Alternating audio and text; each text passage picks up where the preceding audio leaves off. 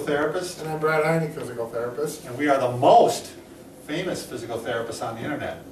In our opinion. In our opinion.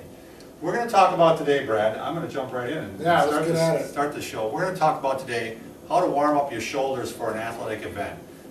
Always you hear about the need to warm up your legs, and people do stretches, and you see that, but how often do you see people warming up their arms? And yet, you know, if you're going to play softball, volleyball, basketball, I mean, most sports involve your arms too. Right. And so, the shoulder is, what I learned in school, and actually there's 7 joints that compose the shoulder, and it's a complicated joint. There's a lot of things going on that can allow this kind of movement in one joint. We see a lot of shoulder injuries, so we'd like to prevent that. So very simple, this isn't very hard to do at all. No. I'll start off with just the actual warm-up. Yeah. So watch out, need some space here. Yeah.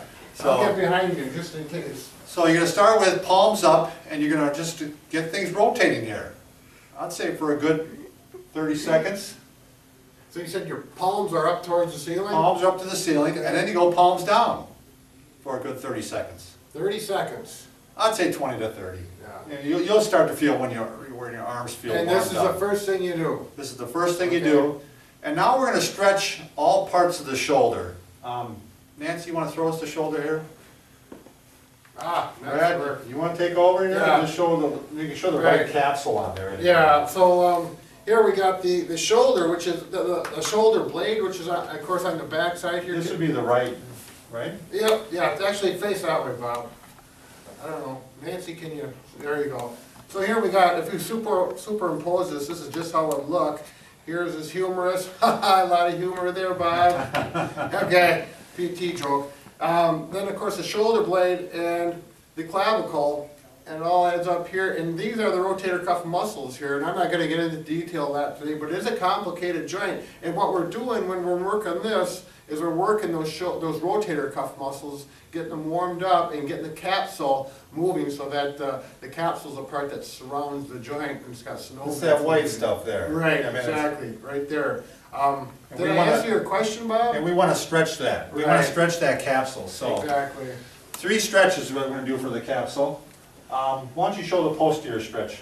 Oh, posterior being the back side, that's what we call the posterior. Go across like this and stretch here. I always tell patients, look at my shirt, just think of that being the capsule material, and if you go this way, it'll pull. And that's what's going on with the tissue inside your arm. Some people will have a little pain with this. I actually have a little pain with this because I got a little impingement, but you know, it's not abnormal. It's just so you don't pull real hard. If you do have some impingement in front, you'll feel a little pinch there. Very common stretch for pitchers. I mean, I see all the pitchers doing that one.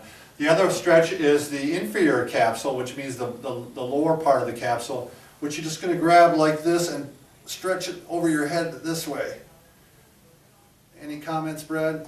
Now, again, if you do have a shoulder problem, you have right in here where my finger's trying to put Bob in here, you might get some impingement or some pinching going on there. If you do it, if it's sharp pain, then you shouldn't be doing this. Most people will not have that problem, but occasionally will, especially if you had a shoulder problem in the past.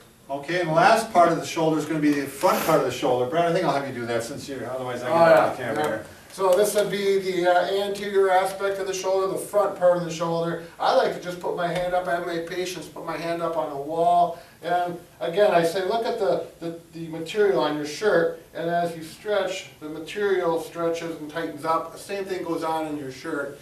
And just a gentle stretch. Now you can go a little lower, and usually the higher you get, it puts a little more stretch on it. And you'll go up close. It should be a comfortable stretch. We're not looking for an aggressive, painful stretch, but just, you should feel good with this.